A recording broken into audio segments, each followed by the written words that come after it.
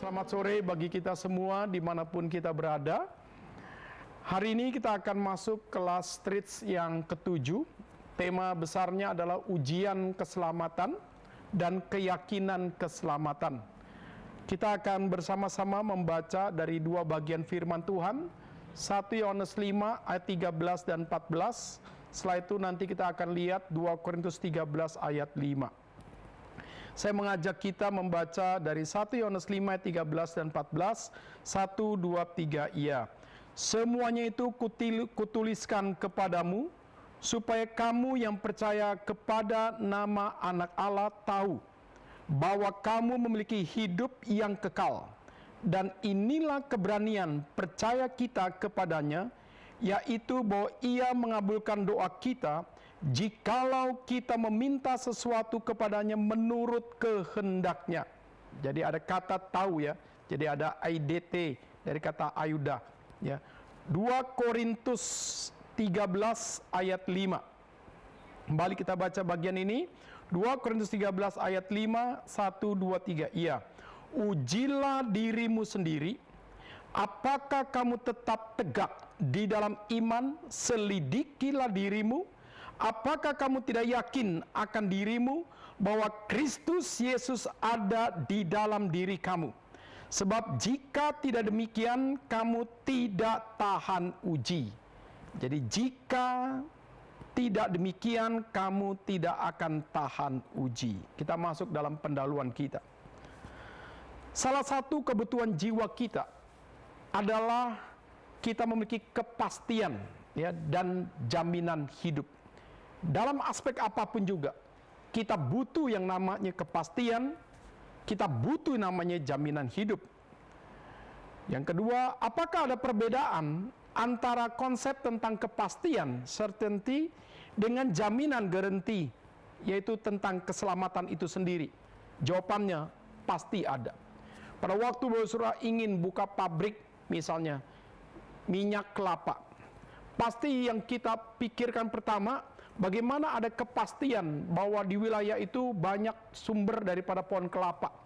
Dan di mana dalam setiap periode kita pastikan itu tidak akan membuat kekurangan daripada bahan yang akan dikelola. Setelah itu kita butuh jaminan dari pemerintah yang punya otoritas lebih besar. Kita butuh jaminan hukum daripada pemerintah yang bisa mengatur regulasi semuanya dengan baik. Jadi antara kepastian dengan jaminan itu berbeda. Yang ketiga, mengapa ada orang Kristen yang sudah percaya pada Kristus tetapi belum yakin ya akan keselamatannya atau belum pasti? Nah, ini kita akan bahas ini, Saudara. Atau mungkin juga itu adalah diri kita. Jadi kita sudah begitu pernah mengalami satu pertobatan kelahiran baru, tapi dalam ruang dan waktu karena aspek kesulitan, karena aspek nilai pergumulan, akhirnya membuat kita merasa belum pasti dan tidak yakin tentang keselamatan. Melalui kelas yang ketujuh ini, nanti semuanya akan kejawab. Dan selanjutnya, mengapa ada orang Kristen yang yakin akan keselamatannya, walaupun dasar percayanya karena rasio dan perasaan diri sendiri? Nah, jadi saudara kita lihat di sini, ada orang menjadi Kristen, walaupun Kristennya adalah sesuatu karena rasio, karena pilihan diri sendiri, dan karena perasaan yang cocok dengan Kristen, dia begitu yakin dengan keselamatan. Nah, bagaimana Alkitab melihat ini? Apakah orang seperti ini benar-benar diselamatkan atau tidak? Pertanyaan yang selanjutnya, sampai sejauh mana pentingnya ujian keselamatan dan keyakinan keselamatan? Nah, jawabannya pasti kita mengerti ini sangat penting, saudara. Karena jikalau keselamatan seseorang tidak diuji kualitasnya, jikalau keselamatan seseorang tidak diuji buah keselamatannya, bagaimana kita tahu bahwa orang itu sungguh-sungguh anak Tuhan? Bagaimana kita bisa mempercayakan banyak hal kepada orang itu kalau dia sendiri keselamatannya belum tentu atau belum pasti? Nah, kedua, apakah penting keyakinan keselamatan yang sungguh-sungguh berdasarkan apa kata Alkitab? Jawabannya ini sangat penting. Untuk apa, saudara? Untuk memberikan kepada kita satu kepastian di mana kita menghidupi keselamatan kita dengan damai sejahtera. bukan dengan ketakutan, bukan dengan kekhawatiran, bukan dengan keraguan-raguan. Nah, di sini saudara, nanti semuanya berkaitan. Bagaimana seharusnya kalau kita semua ini sudah beres, maka kerohanian kita bertumbuhnya harusnya beres. Dengan kerohanian kita beres, artinya buah-buah keselamatan kita, pelayanan kita juga harusnya beres. Tapi kalau semuanya tidak beres, inilah yang akan mengganggu pertumbuhan rohani kita, ini akan mengganggu akan buah pelayanan kita, ini akan mengganggu pelayanan kita. Yang pertama kita melihat program Tuhan. Alkitab dengan jelas mengatakan Tuhan memiliki satu program untuk menyelamatkan umat pilihannya. Dan keselamatan itu bersifat pasti. Kenapa bersifat pasti? Karena Allah Bapa mengutus anaknya yang tunggal, Yesus Kristus, datang ke dunia. Dan ketika Kristus menjadi sama seperti kita, semuanya itu pasti. Tidak ada suatu permainan sandiwara. Tidak ada sesuatu yang sifatnya direkayasa. Semua itu pasti. Dan bahkan seluruh nilai nubuatan yang dijalankan, yang digenapkan, semuanya pasti. Dan apapun yang dikatakan Tuhan Yesus, semuanya digenapkan, semua pun dengan pasti. Dan bahkan seluruh pengajaran Tuhan, semuanya memenuhi kepastian daripada hukum Taurat. Dan membuat akan setiap orang mendengar, semuanya memiliki satu nilai kualitas, bahwa ini adalah pengajaran yang bukan sembarangan, seperti ahli-ahli Taurat dan orang Farisi. Kenapa?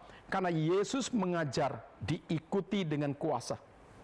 Yesus mengajar diikuti dengan dirinya sendiri, yang siap menjalankan misi program menyelamatkan bagi kita semua. Jadi di dalam Tuhan, dan pada waktu Kristus menjadi sama dengan kita, semuanya pun itu pasti. Nah, kenapa ini penting, saudara? Ini penting untuk bisa menjadi satu dorongan, bisa menjadi suatu arahan untuk kita bagaimana pada waktu kita menghidupi keselamatan kita, kita itu boleh sungguh punya satu tujuan. Bagaimana keselamatan kita punya buah-buah iman daripada keselamatan itu sendiri. Jadi saudara, kita diselamatkan bukan untuk kita egois. Kita diselamatkan bukan hanya untuk diri kita, tapi bagaimana keselamatan itu menjadi sesuatu yang bisa merubah kita, dan akhirnya kita ingin merubah dunia, kita ingin merubah orang di sekitar kita, untuk mereka pun bisa mengalami keselamatan itu sendiri di dalam Tuhan. Jadi jikalau keselamatan tidak diikuti dengan buah iman keselamatan, maka keselamatan itu menjadi satu tanda tanya. Kecuali di dalam periode waktu seperti penjahat di sebelah Yesus, memang tidak ada waktu untuk dia turun kembali. Tidak ada kesempatan untuk dia bagaimana bisa berelasi dengan orang lain. Sehingga dia harus mengenal Tuhan di kayu salib, dan seluruh nilai finalitas keselamatan yang dia terima, dan dia percaya sama Yesus sebagai Tuhan dan Juru Selamat, berhenti di situ. Tapi buah iman dia nyata pada waktu dia berkata bahwa ingatlah akan aku ya Raja, jikalau engkau akan datang, ya, sebagai apa? Sebagai Raja, sebagai Tuhan. Nah, jadi sesuatu di mana dia menyerahkan diri kepada Kristus, dan Kristus juga mempercayakan dirinya kepada orang itu. Amin. Hari ini juga engkau bersama dengan aku di paradis, di surga.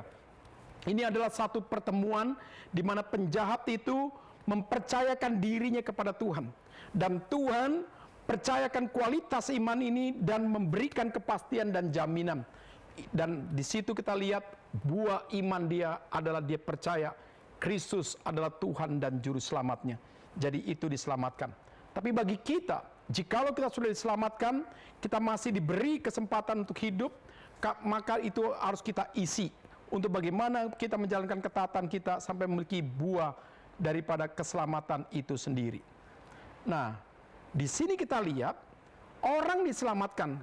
Kenapa dalam periode waktu bisa mengalami kemunduran iman?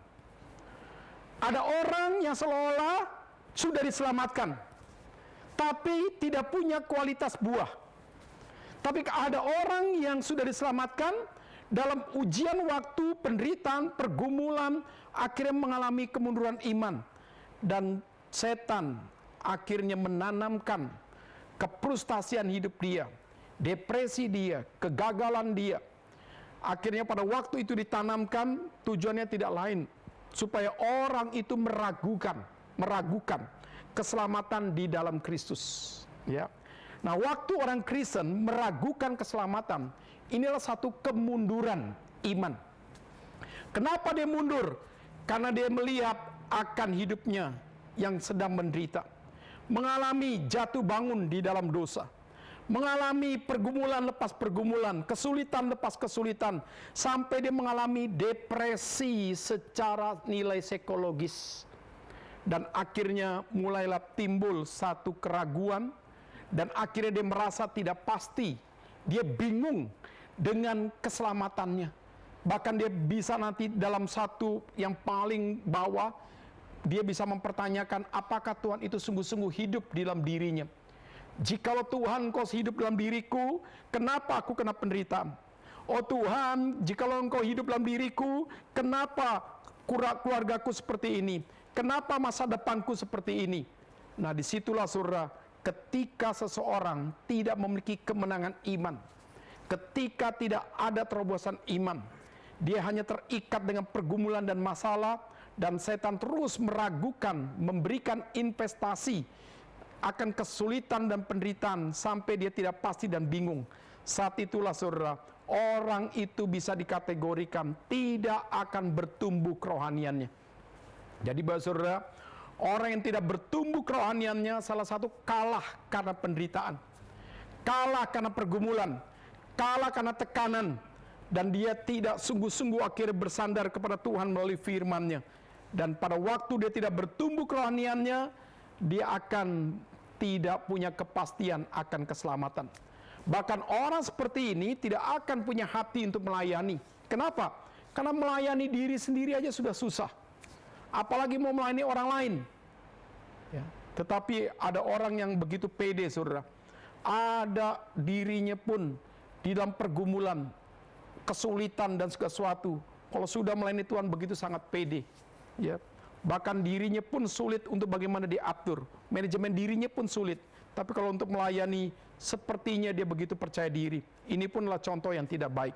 Jadi artinya bukan berarti kita melayani itu menunggu segala sesuatu sempurna. Minimal, saudara. Minimal kita bisa melayani kebutuhan kerohanian kita. Minimal kita bisa bertumbuh dalam Tuhan. Maka kita bisa menjadi seorang pelayan yang penuh dengan kematangan dan tanggung jawab. Nah, ini dua hal yang minimal kita bisa tahu, saudara. Jadi program Tuhan tidak pernah menanamkan keraguan, ketidakpastian untuk setiap anak-anak Tuhan yang sejati. Itu adalah program setan. Tetapi bukan berarti setan selalu kita salahkan. Bisa juga karena kita imannya tidak menang menghadapi semua itu.